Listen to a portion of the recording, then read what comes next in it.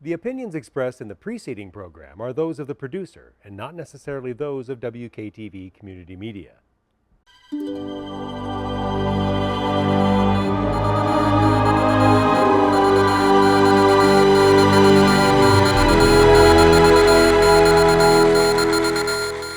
Now everything's alright since you helped me. He dried my tears away and gave me a brighter day. Hello, hello, hello. Welcome to GCMS Podcast. This is author Tanisha R. Franklin. I'm the author of the series God Changed My Story. I'm so excited to be on tonight to be recording my next podcast. So, as you are aware, this month is Breast Cancer Awareness Month. As you can see, I'm wearing my shirt to represent.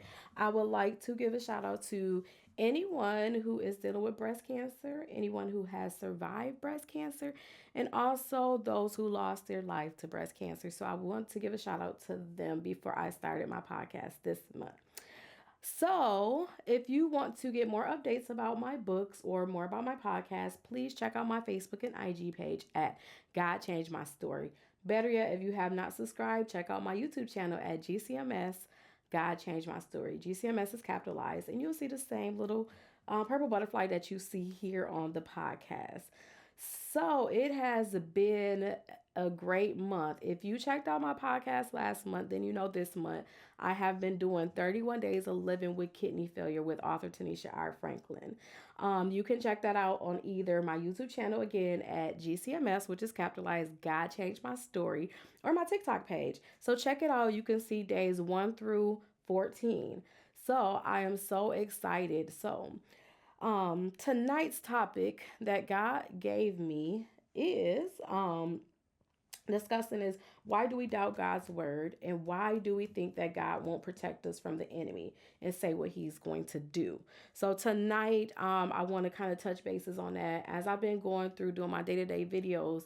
I've been doing a lot of talking about how we have to trust God even though what's going on in our bodies, it does not mean that God is it doesn't mean that we give up on God. A lot of times when we get news of like anything major in our lives, we begin to doubt God. Any other time we know God's going to pay the bill. We know God is going to provide.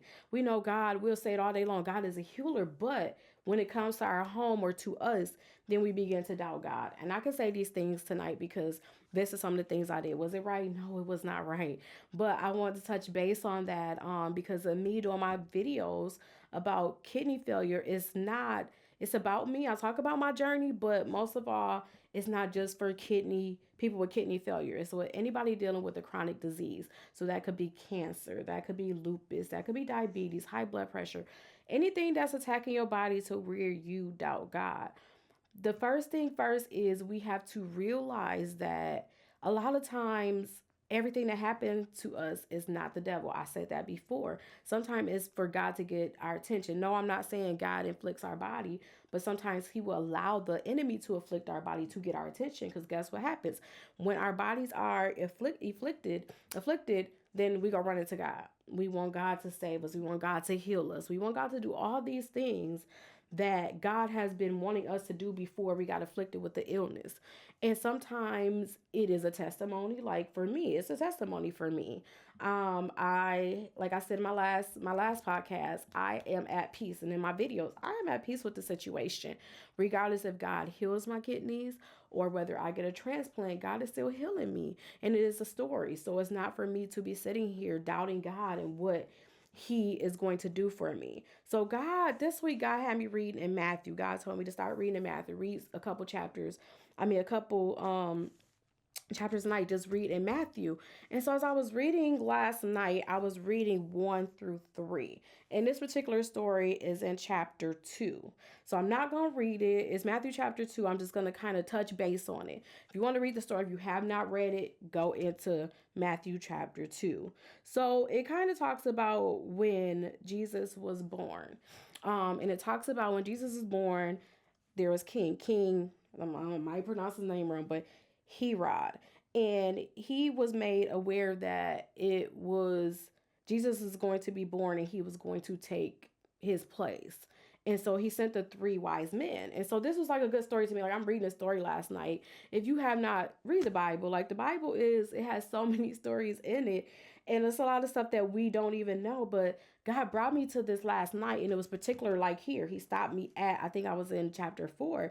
But it begins to say that the three wise men, and don't give their names in the book. This is coming, I read the Tony Evans Bible. So don't give their names, but he asked them, he didn't specifically tell his plan. He just said, go to Bethlehem and see about this baby that's being born. And he was like, I'm hearing that, he's going to have all these things going. Please go see and come back and let me know where he is. And so as they go, they find Jesus and Mary. So they see Jesus, and they go to Mary, and they begin to worship Jesus. They kneel, they begin to worship Jesus. And so they go back and they let King Herod know of this. And so Joseph gets a dream from God saying, take Mary and baby Jesus to Egypt, is what it says. Because there is, how do I want to put it? Let me see. He said, well, take them to Egypt because he is in danger. Like, King Herod is going to try to kill him. Take him there, and you guys stay there until I tell you to come back to Bethlehem. And so when he tried to go find Jesus, he could not find him. So he began to tell them to kill every child 2 and under. Can you like, oh my gosh, can you believe, like, if someone told someone to come, if it was some hit put out here now in our day and age to kill all the kids 2 and under, how would that make you feel just to find this one? So he figured, if I kill everybody 2 and under, then I'm going to kill this baby. So it's just, this story was just so strong to me, because if God went to Joseph, which was Jesus' father, to protect Jesus, because he knew that Jesus had a purpose. He knew that there was a purpose in Jesus' life, and Jesus was going to fulfill that purpose as he got older. Why wouldn't God do the same thing for us? Jesus was God's son. We are God's children. So, like, this was just, like I said, I kind of just went through and skimmed and gave you like a snippet of it. Go read it, because it's more deeper than that. It goes back. King Herod ended up dying, and then God came back to Joseph in a dream. He could go back to Bethlehem, but it's still more to the story. But I just wanted to give that snippet because that's what God gave me tonight, because that's where we are. We feel that God is not going to protect us like he said he is. Like, things are going to come your way every single day, especially when you decide to give your life fully to God. Every day there's going to be attacks. I think I did a video last week. My son, literally, I heard a video saying, like, get back where you need to go. Do what you need to do. As soon as I started my videos, my son got sick. Like, literally, my son was sick. Didn't know what was going on with him. Thought he had COVID. And it was like one night we had a scare. But I heard God say, get the oil on his head. And so I'm asking my husband, should we take him to the hospital? He's like, let's wait a couple hours. But then I began to ease a little bit when God told me to get the oil on his head. Because when I heard that voice of God telling me that, I knew everything was going to be okay. I know I had asked my husband previously, should we take him? But once God gave me that ease to anoint my son's head, and I said a prayer, I touched over his body. We put cool towels on, and I said a prayer. Within 2 hours, his temperature dropped. By that night, he had broke his fever, a fever that had been going on, I think, for about 3 days at that moment. And so I say all that to say is that we must trust God in whatever that we are going through. Like, me doing these 31 days of videos, it was not something that I wanted to do. I did not want to talk about my I'm not going to call it an illness, but I didn't want to talk about it, because when you're going through something, sometimes you want to keep it private, because everybody has their opinion. And even now, like, I'm in a kidney group on Facebook. I see so many opinions. One person asks a question and they're attacking a person. Like, I mean, some stuff is like, okay, if someone gave me a kidney, no, I don't think, wherever my kidney comes from, I don't want to abuse it. But that doesn't give somebody the right. If a person's asking a question, they're trying to get help. It's questions like, should I eat fast food? Oh my God, it's like people attacking them. Why would you want to do that? Like, I think in day and age, we have to get out of opinion. Like, people's opinions don't matter, but sometimes you have to watch what you say, because in this whole group, now when you go to make a comment, it reminds you, like, be nice. Don't do this, don't do that, because everybody's human. A person asks a question. Does it mean that they're going to eat fast food every day? Probably not. They might just like, I want some fast food. I ain't been able to eat fast food for years. You don't know how long this person has been on their journey. And then there's some people that are asking about smoking and drinking. Those are addictions, sorry. But that's hard to break, whether it's drinking or smoking. You can have a food, it could be food, it could be whatever. Anything that you are addicted to, it is hard to break. Even if you have an illness, it's hard to break. So I just say all of that to say that we must trust God and we must ignore people's opinions. If God said he's going to do something, don't let somebody else tell you, excuse me, don't let somebody else tell you what they would do, especially if they haven't been through it. I think when people first found out, they said, "Oh, my friend been through this. I know how you feel." Or my cousin went through this. You really don't know how I feel unless you go through it. And I just say that because I didn't know how people felt. Like when my son was going through, the suicidal thoughts and trying to take his life, I didn't know how people felt. I really didn't. I just told people I prayed for you. I thought I knew how people felt, but when it hit my home, it was so much deeper. And I'm not saying I didn't care about people, but it's like, man, it gave me a passion of mental health. Just like now it's giving me a passion of kidney failure disease. Like I'm not all about me. I'm about, what if this person don't know God? So I need to get on here and talk about what I'm going through, but I need to get on here and talk about what I'm going through. But I know that God's going to do it. Like I'm seeking God in every aspect. I'm not seeking God because I got sick. I was seeking God before. And like I tell people, I talked about it on my video, like God gave me the vision to give up meat 3 years ago. A year and a half ago, he told me to go work out. I didn't know he was preparing me for this. God knew it was coming. I didn't. But when it got here, it's like I'm good, because if I do have to get a kidney transplant, I don't have to worry about shifting my eating or working out or doing all this because it's in my daily life now. Like I'm doing all these things because God has prepared me for it. Like he's like, I'm giving you something new. And that's a lot of things that I think we don't think about. Like I get on the kidney transplant, in the kidney group that people are asking these questions. But also, you have to think about these things. We ask God to heal us. But what are we doing? Like, God is probably saying, I want to heal you, but how can I heal you? And you're going to go back and do the same thing. That's another thing that, like, I think we don't really think about. I hear all these stories and I see things, and I'm not talking about people at all, but we also have to think about that. What is God asking from us? Are you seeking God through your situation? Are you really seeking God? Like, are you going to God asking questions? What should I do next, God? Or why is my body afflicted like this, God? What do I need to do? These are things that we have to ask God for. And I'm not saying that it's easy because I went through it for like a couple months. I went through depression, and I'm not claiming depression, but it was depression. I went through depression when nobody knew. I went through it all. I went through it where I just sat and just could not figure out why my body was being afflicted again. I could not figure it out because I'm like, Lord, my body's been afflicted from diabetes for like 30 years, high blood pressure for almost 30 years, and now I have this. Why? And in the end, God showed me the why, and it'll be revealed when I do my videos by the end of this month. But God showed me that why, like sometimes it's not all about, we get so deep in our feelings where we forget who God is. We really do. We're so in tuned on us. And it's not really about us. We all have a gift. We all have a purpose.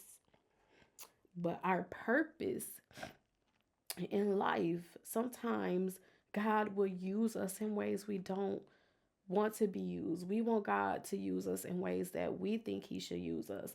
Like I asked God years ago, God, use me. I want you to use me. And I'm thinking God's going to use me in all these books, which he is. I'm not saying he's not. But I didn't understand that question. I didn't understand what I was saying to God at that time. And now I get it. When I sit here and do these videos, I get it. When I pray, I get it, God. You're using me. And through you using me, I have to trust you. Because God will use you. There will be a miracle if you allow it to be. I'm not going to say like, I don't know everybody's situation. No, God is not giving me like this thing to say everybody on earth is going to be healed. There's things that you have to do. There are things that we have to do because he said it's already done. So we have to walk around as we are. We are healed. Like I am healed. I am healed. Just because you don't see it yet, I am healed. I know that God is going to heal me. God told me years ago that he was going to heal me from diabetes, and I still trust that word. I'm not. Somebody looked at me one day and said, like, how's he going to heal you? Your pancreas ain't spitting out insulin. I don't know. He just told me he going to heal me. I didn't get in my feelings about it. I just looked at like, if you ain't trusting him, I'm going to trust him for me. I don't need you to trust him for me. I have to trust God for me. And that's the thing. I think we want so many other people to trust God for us. And I say that again because this has been me. Instead of me going to God, I've gone to friends. I talk to friends about it. And the same friends I talk to about it is not nowhere to be found right now. It's not to talk about it. Maybe they have something going on. But in my mind, a friend is a friend. A friend is going to be there through it all. And going through this situation, it's like people are showing up for me that I didn't expect to. And I'm not saying that they would have never shown up for me. But when you are in a situation and you have certain friends and you're close to certain family, you expect these things. You expect them to show up for you, but they don't. A question in my kidney group was a person put up the other day. She said, is it disappointing to you that all these people know that you are in kidney failure and nobody stepped up and offered? And I said, it is. I said, 2 people offered, but they can't. I know 2 people can, and I know if they would, they would.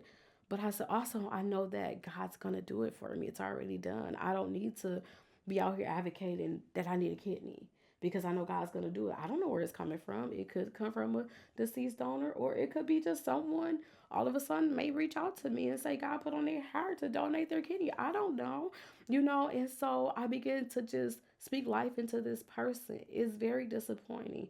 It's okay to be in your feelings. It's okay to cry, but don't stay there. Just know that God is going to do it and speak life into yourself. You don't have to be out here begging because the one person that's probably going to give you a kidney is not going to be the person you're expecting. And that's where I'm at. I heard God say the one person where your kidney is coming from, it's not going to be who you expect it from. So I have no clue who they are, when they're coming, but I know I must wait on God. I know that I asked God for something. I know my prayer to God was like, okay, God, I know I'll get through this with you. But the only thing I'm asking God, I don't want to be on dialysis, and I believe God will give that to me as long as I am serving him the way I need to serve him. Like, this has been an amazing journey for me. It has been a journey not only for me, but also for my kids. Like my younger son, he'll come talk to me about it, and at first it was just so hard because I was like, how am I going to tell my son? Like, he's 10. And I mean, God has allowed it to be where he understands it more. He just asks me questions like, where's your kidney at? Oh, I just learned where the pancreas is at. Oh, mom, all this stuff is going on. And even when my baby's praying, he's praying for a kidney for his mom. All these things I do, I'm doing it for God, but also to show my kids that they can do whatever they put their minds to. Because a lot of times we're not shown that. We're not shown that. I'm not like talking about how I grew up, but growing up, I seen some things and some things I didn't see. I seen what it was like to work 40 plus hours to raise a family. So when I had my son, that's all I thought about was I'm going to do this, I'm going to do that. And in my book, that's why it took me 20 years to write my first book, because it was like, I'm going to write a book because that's all I heard growing up. One day I'm going to own my business. I'm too old to own a business now. Well, I want to write a book when you can still do those things. Like, I never give up on what I want to do. I'm not saying that I don't get discouraged sometimes. Sometimes the enemy comes and he doing his job, steal, kill, and destroy. But yet, God always comes to me, whether it's in a dream, whether it's in a video or a Facebook post. He reminds me of who I am through him. And so it encourages me to do these things. And now dealing with the kidney failure and all the other things, it makes me appreciate life more. I wake up every day and it's just about life. It's not about, am I ever going to get this house? Oh, am I going to get this car? It's just about life, like giving God thanks for life, because there are people that have had kidney failure and did not make it. There are people who have kidney failure who can't even get a kidney because they didn't do right by themselves. All these things that I am so grateful for. There are women who are diabetics that can't have babies. There are women who are diabetics that it's all these things. They're missing limbs, or even people that are not women, but they're missing limbs, or they had to get some cut off, or they can't see. God blessed me with new eyesight. He's blessed me with new hands. and he's blessing me with new kidneys. I had to be at peace with that, and I am at peace with it. Now I know that just like my other surgeries, yes, there's a procedure you got to go through. There is a healing process that you have to go through. Is it painful? Yes, but still, I got through it. Some of it I got through my hands and my eyes so quick. So it's like I'm expecting a speedy recovery if I do have to get a transplant. I'm not dreading it no more. I'm not, oh my God, this is a horrible thing, because it's not always a horrible thing. We make things a horrible thing. And I think sometimes when we speak those things into existence. And I believe that if I sit here and I say, oh, when I get this kidney, I'm going to be this, I know that there's a process. I know that I can't go anywhere for 2 months. I know these things. But yet, I know that I serve a good God. I know that there's going to be a speedy recovery. I see it every day. I see the miracles God is working in this group. The group is not negative. Like, we have some negative people in there, but it is very positive, because you have people come on here and they've had a kidney transplant 20 years ago and they're still doing good, still doing wonderful. And you have some people that have had to have a second one, but the fact that they had a second one, they're still doing good. They didn't give up. But it's just all those things. If I constantly focus on every single thing that is posted in this group, I think that I would be fearful, and I wouldn't trust God, and I wouldn't obey his word, because it would pull me away from my purpose. I believe everything that I'm going through in this season of my life is pushing me further to my purpose. I'm trying not to cry, y'all. It's pushing me further to my purpose, because God has so much more, not just for me, but for my family. And also, I'm breaking a generational curse. I'm doing things that has never been done in my family. I'm not here boasting and bragging, but I'm doing it. I'm doing it because I have my kids coming behind me. I don't want to see my kids go through things that I went through. Again, I'm not talking about, I know my mom, I know my dad, I know everybody did the best that they could. And that's okay. But what we have to understand is that we have to break these generational curses. We have to break all of these things that happen as a kid.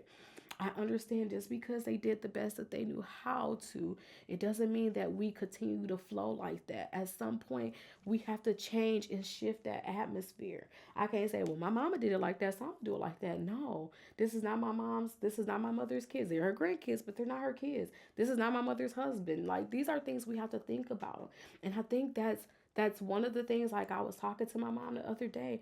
I said, the African American society is so much high rates in diabetes, high blood pressure.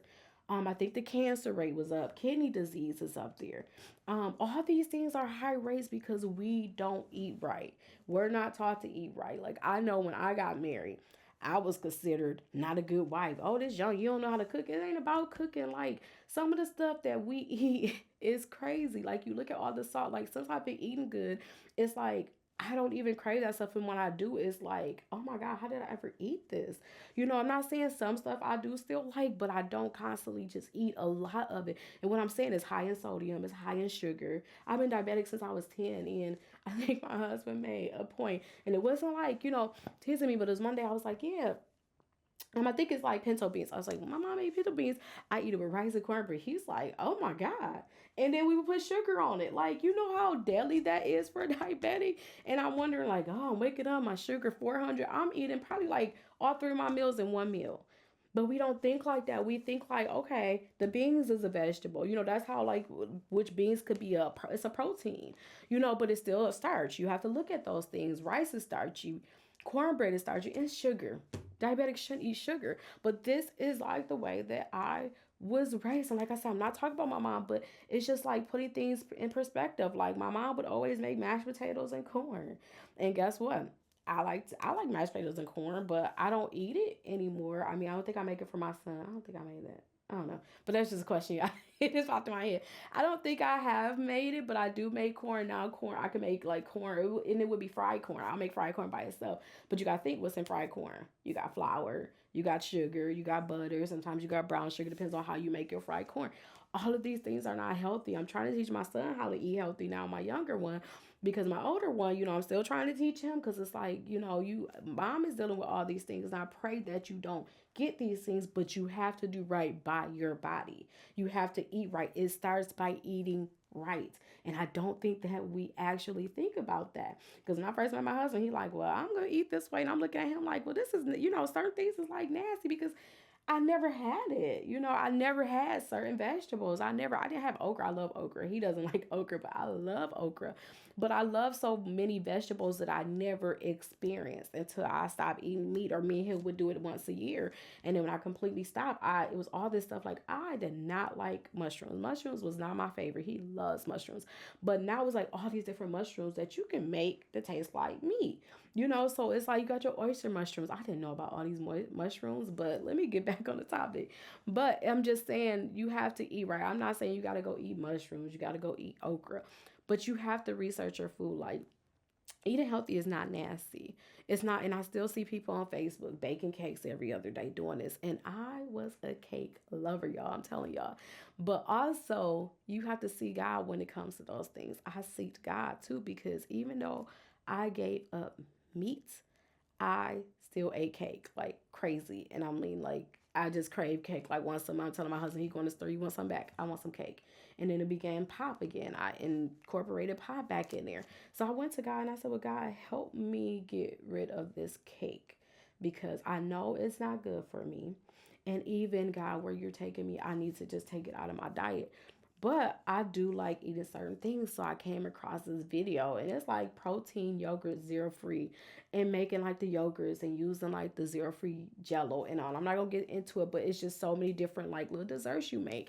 And you can make an apple dumpling one. You can make a peach cobbler. You can make all these things, lemon cheesecake. So I began to make these. It's the best thing ever because everything that I'm getting in the cake, I'm getting in there, but it's healthy. And that's what I'm saying. Like, we really have to look up things. Like, I am on Pinterest every single day, looking up different things, whether it's how to do my hair, because I have natural hair. I have a different type of hair. So it's like my curls aren't like everybody else's curls. So I have to go on and figure out that, so just like we have to figure out these things, we have to figure out how to eat. And the biggest thing is we got to quit judging people on that. I think the biggest thing is like, you're not cooking today. Oh, you cooking that? Oh, that's disgusting. Oh, you ain't putting enough salt in it. You don't know what my husband like. You don't know what my kids like. Half of the stuff that people would suggest I cook, or they were cooking and said, oh, you got to cook like this. My husband didn't like that. I would laugh at my husband. I'm not just trying to throw it out there, but I would just laugh at him because he be looking at me at some of the things that some of the wives at church are saying. Like, if you do that, I'm like, I know, because my husband is very honest. Like, he's gonna be honest to the T. So a lot of things is like, I don't even see how y'all still like married, because I'm like, I ain't saying my husband would divorce me, but he wouldn't tolerate that. Is what I'm saying. So we have to understand everything that you can go through the same thing. It's gonna be different things. Like marriages, they should be by the book, but you're going to be different because you're different people, if that makes sense. You should go by what God is saying. Like God says, our husbands are the head of the home. A man should be a head. A woman shouldn't be a head. I don't want to be a head. I was a head of a home before my husband came, and I love giving up that. I gave up that job. I love it. I love to allow my husband to lead the home. Am I saying that sometimes I don't overstep? I do. Sometimes God has to put me in my place, and sometimes he has to put me in my place. But what I'm saying is that we have to obey this word. This word is right. But if you are not reading this word, you're not going to understand the ways of life and the way God is wanting us to live. You're not going to understand how to trust God through your storms, how to trust God through anything that you're going through. And a lot of times you can tell when a person is really far gone, where you really got to help them, because when you're saying like, well, God said this, but this. Well, God said this, but how I'm going to pay the bill? Like all these things, like I think I used to hear a lot when I grew up was, I trust God. God gonna do it. And then it's like, oh my God, how am I gonna pay this bill? I'm gonna have to pay that bill. Like, you only trust God for one day. Not like I said, and it's still now. It's not just it was in my household, but I hear that now. Like, I don't know how I'm gonna do this. How I'm gonna do that. Like, that's not trusting God.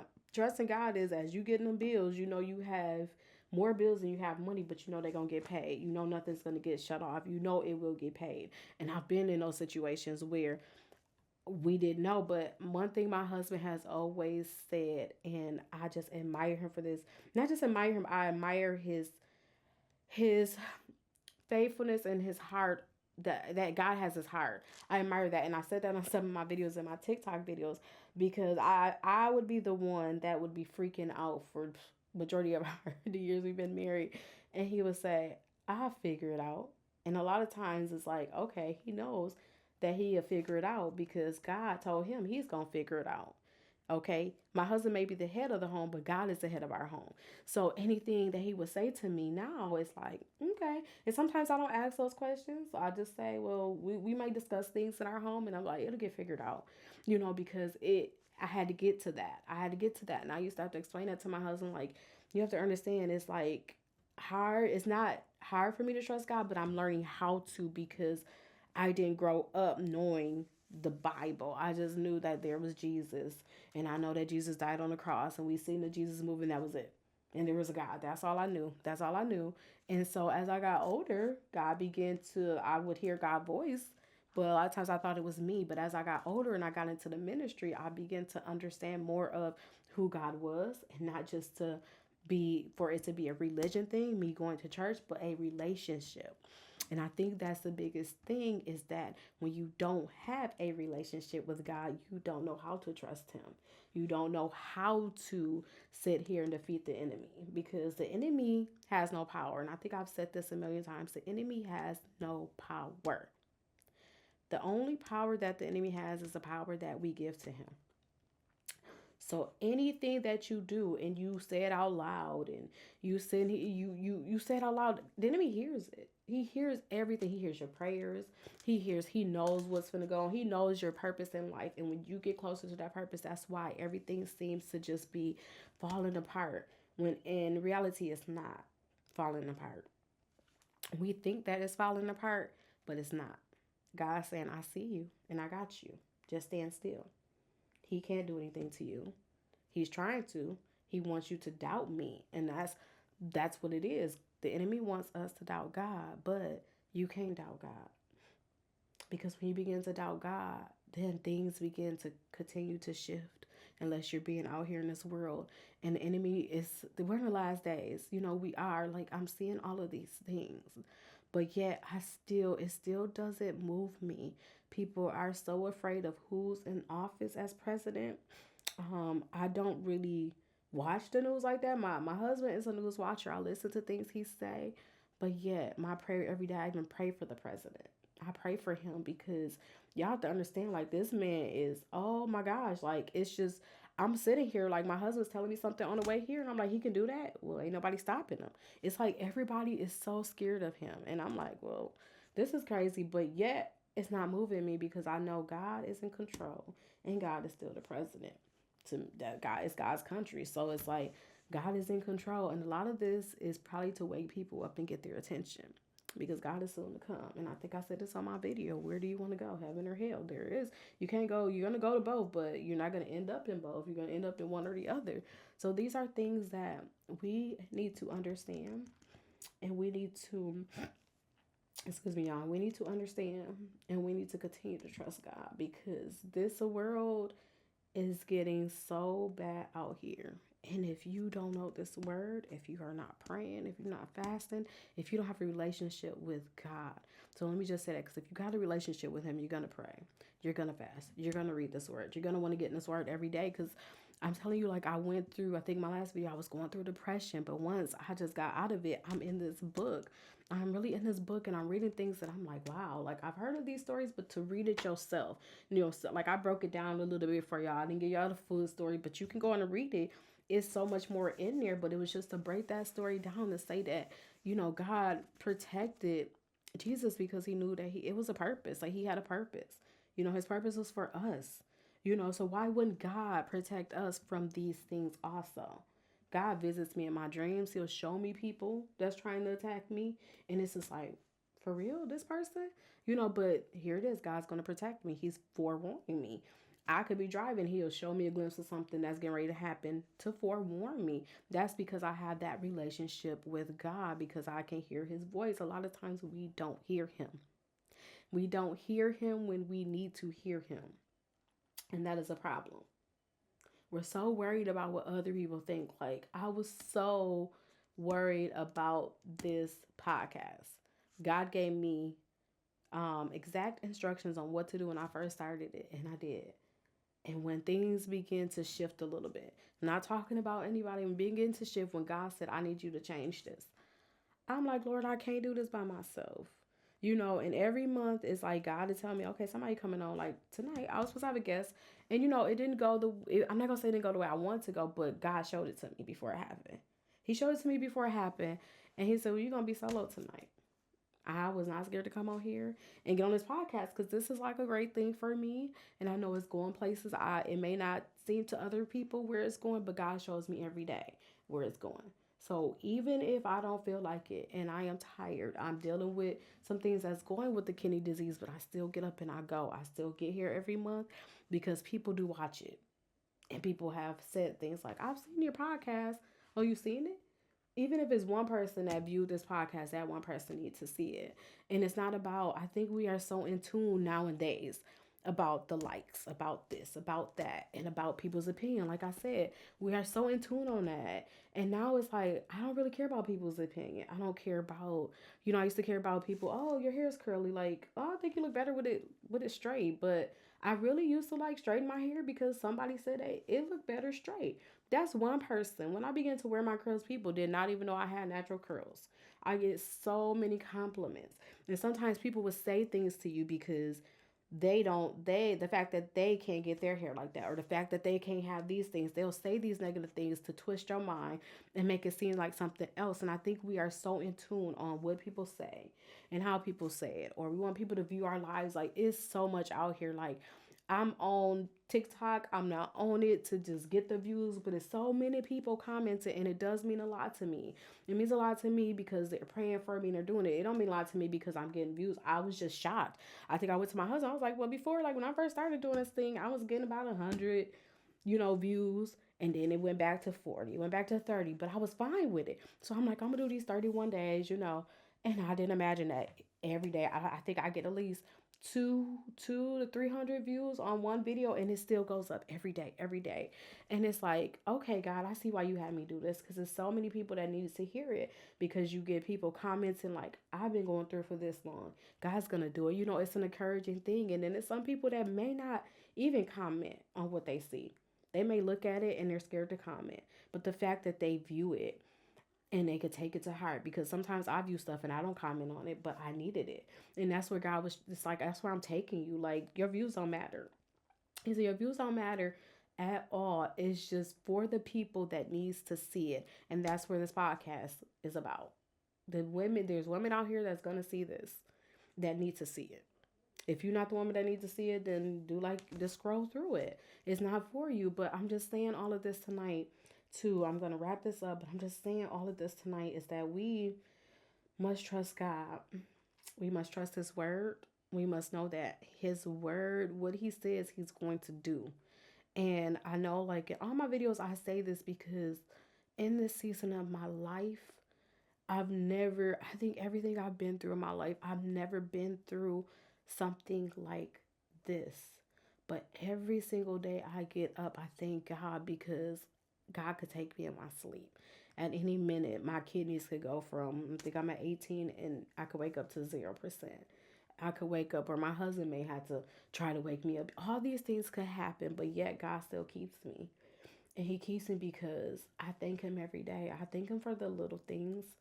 I'm not in this to eventually get a big house and all of this. Like, if God gives that to me, I'm going to be grateful for it. But I'm in it because God used me to help your people.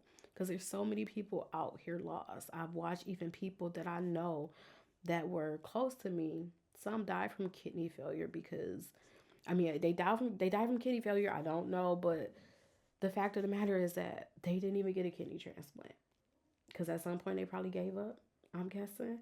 And I didn't understand it until I actually had to go through the process and say, okay, they couldn't, because everything they were doing was against the rules of being on a transplant list, but it's the fact that God, I'm still here.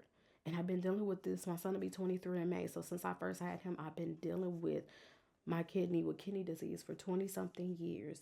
And they told me by the time I was 35, I would be on dialysis. And I didn't even accept that. I remember telling the doctor, I said, the devil is a lie. She was looking at me like I was crazy. I said, no, you're not going to project that on me. You know, at the time, I think I was like 27 or something. She said that to me. I said, no, you're not going to project that on me. You know, you're saying that to people to scare them, but don't say that to me, because when people say things to you and you don't rebuke that when they say it, then that becomes a part of you. Like, I probably would have been on dialysis by 35. I'd have been like, I'm going to be on dialysis by 35. But each day I say, God, I will not be on dialysis. I'm not going to be on dialysis. So I say all that tonight just to say that trust God in whatever you're going through. I know it's not easy, because it's not easy for me sometimes. I'm not saying not to trust God, but I know the days are going to come where it's a hard thing. But even when I wake up in the morning, if I'm in pain, I thank God. I thank God as I'm getting up, as I'm putting my robe on. I'm thanking God, because I know eventually this pain will go away if I don't, think about it. And even if it doesn't, I still thank God, because I'm still moving around. But just thank God in the midst of it, and know that He is going to do exactly what He said He's going to do. So on this podcast tonight, I just wanted to it wasn't really me. God gave me this topic because I'm like, Lord, I had my podcast all figured out, and the person that's supposed to be on got sick. And I was like, so what am I going to talk about tonight, Lord? I'm not canceling it. I was like, I will not cancel it. I'm just going to keep going. And so what do I tell your people tonight? And God said, keep talking about people trusting me, but also keep talking about what you're going through. Because a lot of times people hear that, they see what you're going through, they don't know it. And they see everything that you're dealing with, and that you're still trusting me. And if people look at you and say, okay, if God did it for her, He'll do it for me. And that's what I say in my books. I write all of this. I'm an open book. I'm writing these books. My third one is coming out hopefully by the end of the year, y'all. But I'm writing these books about me, because I want people to know that they're not alone. Just because people see this as a mask, it's makeup, it's the hair, it's the glasses, it's a mask. But I just want people to know that if God could do it for me, He could do it for them. So I'm going to wrap up right now, guys. And I pray that y'all have a blessed night. And I pray that whoever needs to see this, they will see it. And also, please don't forget to check out the videos, 31 Days of Living with Kidney Failure with author Tanisha R. Franklin. You can check it out on my TikTok page at God Changed My Story. Or you can look at my YouTube page or subscribe to it, because each time I post a video, you will get a notification at GCMS, capitalized God Changed My Story. Thank you. Have a blessed night. Now everything's alright since you helped me. He dried my tears away and gave me a brighter day.